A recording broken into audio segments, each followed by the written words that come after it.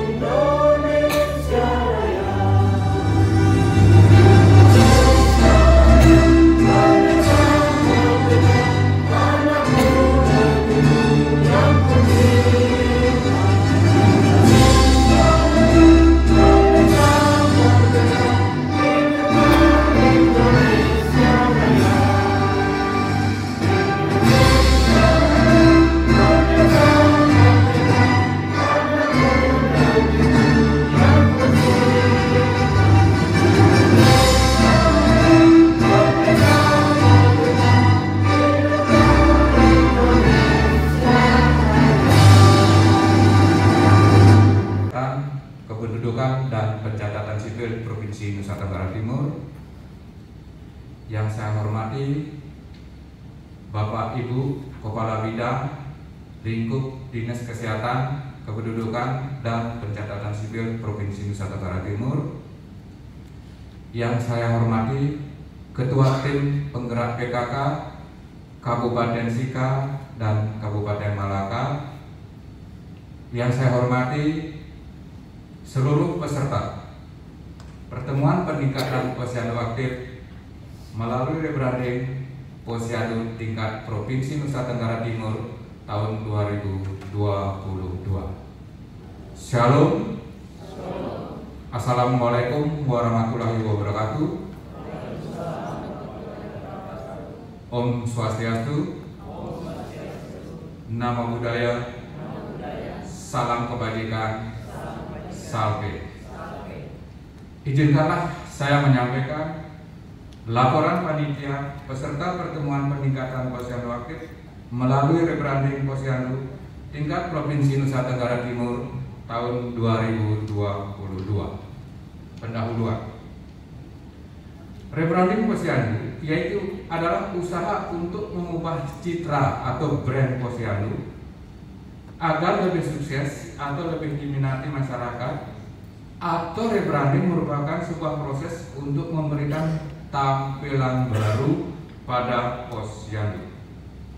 Pos pelayanan terpadu merupakan salah satu upaya kesehatan bersumber daya masyarakat atau UKBM sebagai salah satu wadah apabila dilakukan secara efektif, efisien dan terpadu dalam memberikan pelayanan sosial dasar kepada masyarakat, maka akan memberikan kontribusi yang besar terhadap upaya pengembangan kualitas sumber daya manusia di Indonesia, khususnya di Provinsi Nusa Tenggara Timur.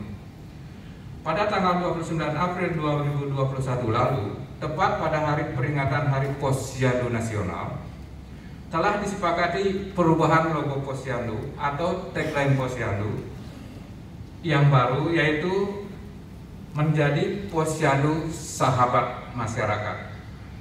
Perubahan ini diharapkan berinteraksi, belajar, mengedukasi, dan memberdayakan masyarakat itu sendiri. Di sisi pemerintah, Posyandu juga dapat memberikan layanan dasar masyarakat yang terintegrasi, melayani mulai dari bayi hingga lansia, dan memberi peran terhadap penyiapan generasi penerus bangsa. Hal tersebut diketahui dari hasil riset rebranding pada bulan April tahun 2021 dan diperkuat oleh laporan hasil evaluasi Posyandu Aktif tahun 2021. Rebranding Posyandu bertujuan untuk melakukan perubahan terhadap kualitas pelayanan Posyandu agar ke depan dapat memberikan pelayanan yang berkualitas dan semakin diminati oleh masyarakat. Untuk meningkatkan peran Posyandu agar lebih dirasakan manfaatnya oleh masyarakat dan agar lebih menarik perhatian masyarakat sehingga Posyandu akan menjadi sahabat masyarakat, maka diperlukan upaya-upaya melalui rebranding Posyandu itu sendiri.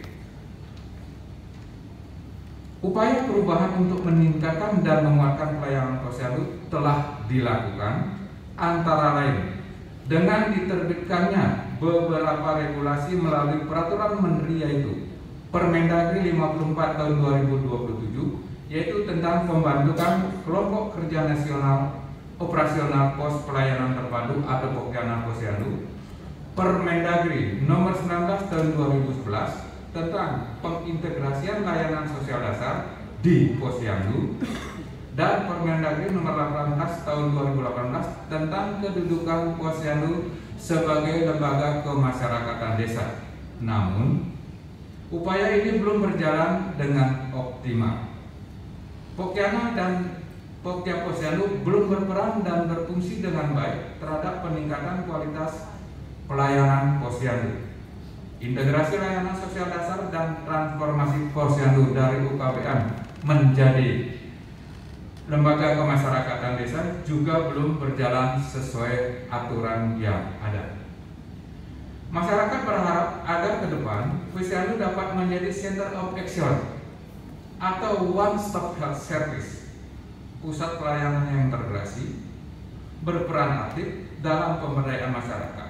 Posyandu semakin diminati oleh masyarakat dan mengharapkan agar pemerintah mampu memfasilitasi sarana, prasarana, karena masih banyak Posyandu kita yang belum memiliki gedung yang memadai dan sumber daya manusia pengelolaan Posyandu dalam hal ini kader belum mendapat pelatihan komunikasi antar pribadi. Posyandu dapat memanfaatkan teknologi dan menjadi wadah dalam melakukan pemantauan kesehatan dan pemberdayaan masyarakat, maka perlu dilakukan rebranding Posyandu. 3 orang lengkap, terima kasih. Tepuk tangan. Kabupaten Belu 3 orang, 2 orang belum hadir dari BMD dengan DPPKK. Kabupaten Malaka, iya, selamat pagi, 4 orang. Kabupaten Alor 3 orang, sedang dalam perjalanan karena alasan penerbangan. Kabupaten Lembata 3 orang, ya lengkap, terima kasih. Tadi malam lengkap. Kabupaten Flores. Terhormat Ibu Ketua Tim Penggerak PKK dari Sika dan Malaka, yang saya hormati narasumber dari Kementerian Kesehatan Republik Indonesia, Kementerian Desa Republik Indonesia, yang saya hormati Bapak Ibu pejabat struktural dari Dinas Kesehatan, Kependudukan dan Pencatatan Sipil, juga pejabat fungsional, kita semua yang berbahagia. yang berada dalam ruangan ini mengikuti kegiatan pertemuan peningkatan posyandu aktif melalui rebranding posyandu aktif. Yang pertama, kita semua patut bersyukur karena kita semua dalam keadaan sehat. Di antara kesibukan Bapak Ibu, kita bisa berkumpul di sini untuk belajar, diskusi bagaimana peningkatan posyandu aktif. Dan terima kasih untuk Bapak Ibu yang telah disiplin, berkenan hadir tepat waktu, dan saya berharap kegiatan selanjutnya 1-2 jam, 3 jam sampai ke sore hari kita bisa belajar dengan baik. Jadi kita tidak memandang narasumber, tapi maksud saya Bapak Ibu ada pelaku di lapangan yang berhubungan dengan masyarakat, di mana Bapak Ibu punya pengalaman yang banyak, sehingga pada saat diskusi bisa sharing. Jadi ada sesuatu inovasi di Kabupaten A, yang lain memungkinkan untuk replikasi. Kita tidak perlu merasa kenapa saya harus meniru, itulah zamannya. Dan kita tidak perlu lagi berpikir kalau kita merasa bahwa inovasi di suatu kabupaten bisa diterapkan di kabupaten Bapak Ibu masing-masing. Hari ini kita berbicara tentang rebranding. Kita ingin untuk merubah citra dari posyandu aktif kita. Yang kedua, kalau dalam suatu perusahaan kegiatan rebranding adalah strategi pasar yang memberikan nama baru, simbol, perubahan desain untuk merek yang sudah mapan. Kita akan mengusahakan posyandu aktif menjadi seperti itu. Jika dikaitkan dengan rebranding posyandu, berarti kita ingin membuat perubahan posyandu, misalnya logo, tagline posyandu baru. Nah, sudah ada tagline kita, posyandu sahabat masyarakat. Kalau saya mengatakan begini, mengatasi masalah, Bapak Ibu sambung apa? Punya siapa? Penggadaian. Kalau susu saya susu, kalau apapun makanannya, minumannya. Nah, seperti itu posyandu harus kita lakukan. Nah, kita jangan hafal orang punya saja, kita punya juga harus naik. Karena apa? Waktu tertanam di hati masyarakat, posyandu sahabat masyarakat, maka keinginan besar untuk mereka datang ke situ kalau mereka membutuhkan sesuatu pelayanan. Jadi ingat bahwa jangan hafal mengatasi masalah tanpa masalah saja. Tadi saya melihat pada saat Pak Ketua Panitia meminta untuk coba perkenalkan diri, ada yang angkat tangan begini saja, ada yang dia begini saja berdiri. Hei, perkenalan tuh bangun berdiri tegak supaya orang kenal. Pakai miring-miring, ada yang angkat yang begini saja. Sampai saya cari-cari, nah ini berdapat, oh ada di belakang sana. Membangun branding termasuk membangun bagaimana kita melayani masyarakat. Jadi guru contohkan, kemarin ada juga di live YouTube-nya Dinas Kesehatan Kependudukan dan Pencatatan Sipil Provinsi Nusa Tenggara Timur. Kita ada kelas beauty class, bagaimana make up. Sebentar jam 1, jam 13 akan ada kelas bagaimana membuat rambut lebih rapi. Dia pakai bahasa Inggris, saya lupa. Tapi itulah hal-hal kecil yang mengangkat supaya kita pada saat branding kita diperkenalkan semuanya sudah siap. Jadi kalau yang lipstick masih merah muda, nah sekali-sekali hantam merah menyala. Kalau bapak-bapak yang rambut belum ada garis begini kayak begini, itu sekali-sekali pakai garis. Tidak ada persoalan. Umur boleh tua, jiwa harus muda. Kembali di posyandu. Jadi posyandu itu kalau rebrandingnya sudah oke, masyarakat sudah senang dengan kita. Kadang-kadang di masalah utang dia datang bercerita. Tapi yang paling penting, kita mau naikkan derajat kesehatan masyarakat. Jadi, kalau mereka sudah percaya, maka wadah untuk berinteraksi, belajar, edukasi bisa terjadi di tempat itu. Artinya kita membuat posyandu kita lebih baik. Kemarin di Dinas Kesehatan kita mencoba bunga-bunga plastik. Nah, kayak begini, tunggu seges seperti di telur murah. Kita ganti dengan bunga hidup. Waktu ibu di inspektorat, ibu keliling periksa, ada kolam di halaman kantor inspektorat. Ada enceng gondok. Saya lihat kenapa bapak-bapak pemeja semua enceng gondok. Saya bilang kenapa ini bunga sama semua. Kemudian padahnya dia tidak pakai yang batu, dia pakai bekas gelas plastik. Saya bilang kenapa gelas plastik? Saya tidak suka lihat. Ibu itu daur ulang, tidak ganti-ganti keramik. Keramik hanya 15.000 saja. Jadi nanti di posyandu ditata supaya orang sakit datang hawanya menjadi sehat. Itulah tempat belajar, dan ke depan posyandu itu harus berkualitas. Dan kalau sudah diminati, maka dengan sendirinya tamu akan datang. Ibu contohkan, inspektorat itu tidak ada yang suka, atau ada yang suka inspektorat kunjungan? Tidak suka. Maka kita belajar mulai dari senyuman.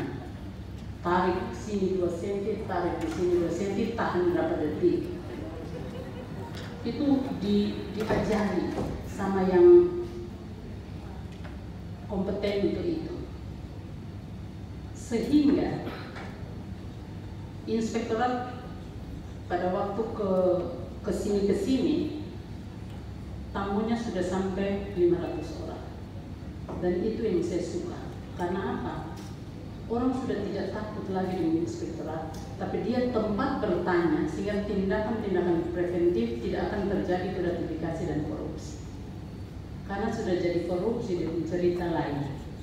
Kalau korupsi, kasusnya 12 tahun baru bisa ditutup. Jadi kita ada memantau di rumah sudah pensiun, umur baru 10 tahun bisa diproses pidana. Karena itulah kasus pidana. Tapi pada saat inspektorat terbuka untuk jadi tempat bertanya, tempat diskusi, maka tidak akan ada saudara-saudara kita ASN yang mengalami masalah. Ruangannya, kalau pegawai negeri itu datang di ruangan kantor bertanya, ada kasih minum, kita siapkan minum. Kalaupun panggilan untuk BAP, tetap disiapkan teh, gula, kopi, dispenser, wadah, cangkir.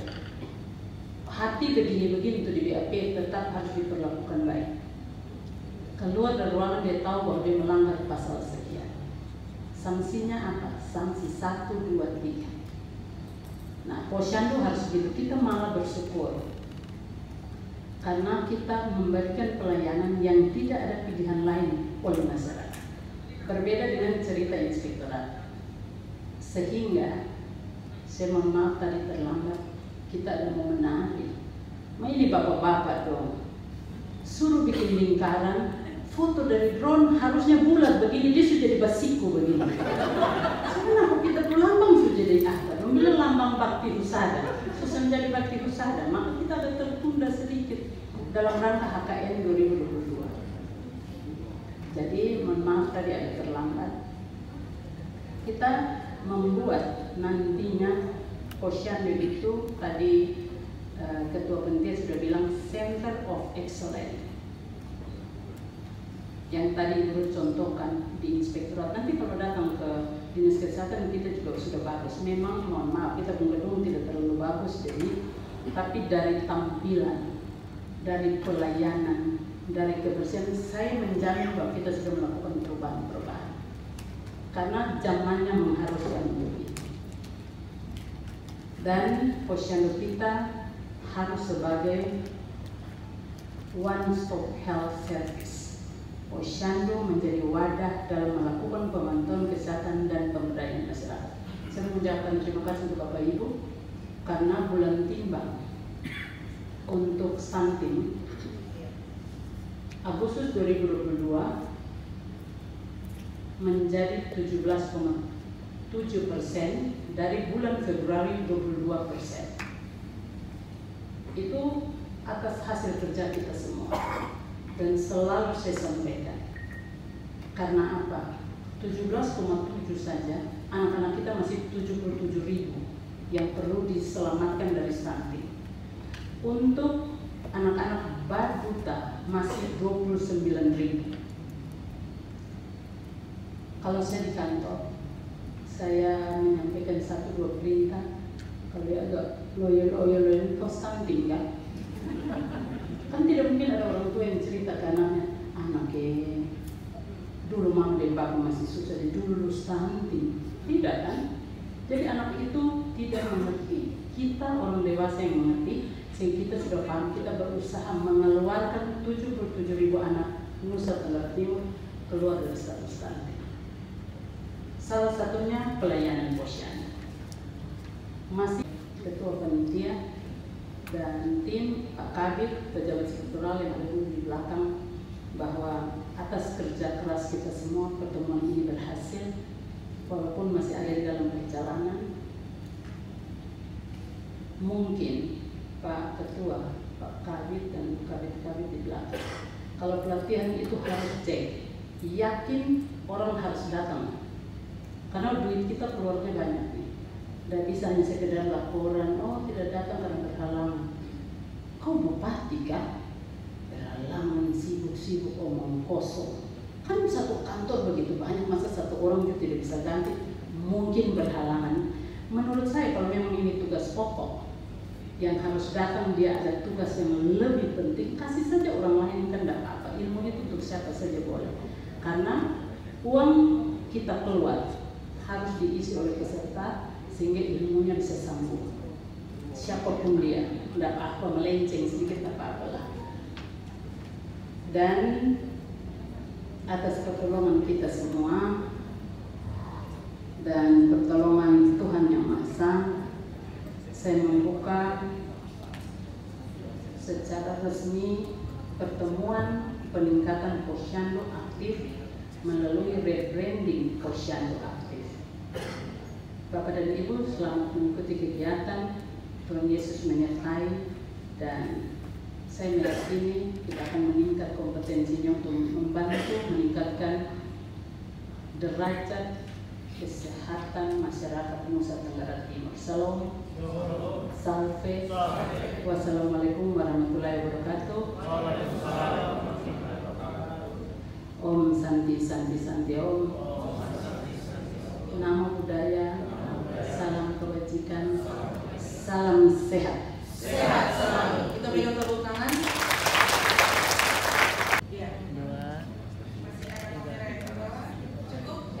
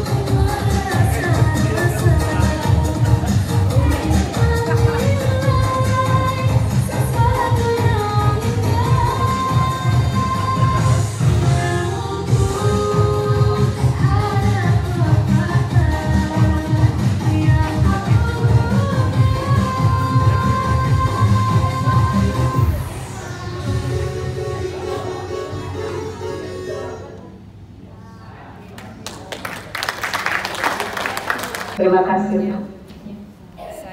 Saya Ibu Maria, Ketua Tim PKK Kabupaten Melaka. Terima kasih untuk waktunya. Saya ingin menyampaikan beberapa hal terkait dengan kegiatan di Posyandu. Karena kebetulan ini adalah sendiri yang menyampaikan materi pada hari ini. Jadi ini saya mau mengadakan tentang rebranding Posyandu ini. Ini adalah bagian sosialisasi. Kapan kira-kira ini akan disahkan?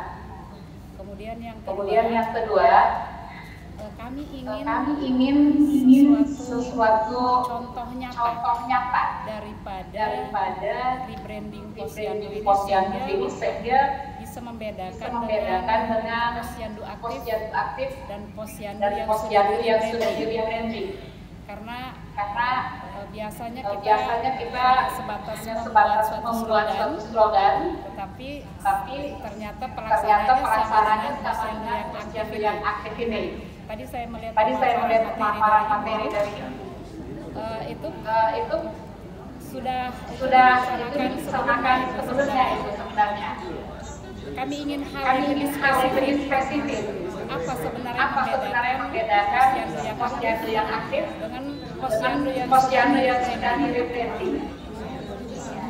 Kemudian ada hal lain yang disampaikan, yaitu tentang kader Posyandu. Kader Posyandu ini sebaiknya harus sering di-refresh sehingga mereka juga menguasai tentang tupoksi mereka sebagai seorang kader. Tidak hanya menambah, mendaftar, mengukur tinggi badan, perlila dan memberikan penyuluhan dan sebagainya, tetapi mereka juga materi kesehatan. Jadi perlu lebih banyak tekankan pada pengetahuan mereka tentang hal-hal yang menyangkut kesehatan, khususnya ibu hamil, ibu menyusui, bayi dan terima kasih Bu. Terima kasih Bu dari Kata Kabupaten Malaka. Ada 3 poin pertanyaan beliau. Kapan diterapkan terkait rebranding Posyandu? Yang nomor 2 hampir sama pertanyaannya dengan Pak Martinus dari Kabupaten Ngada.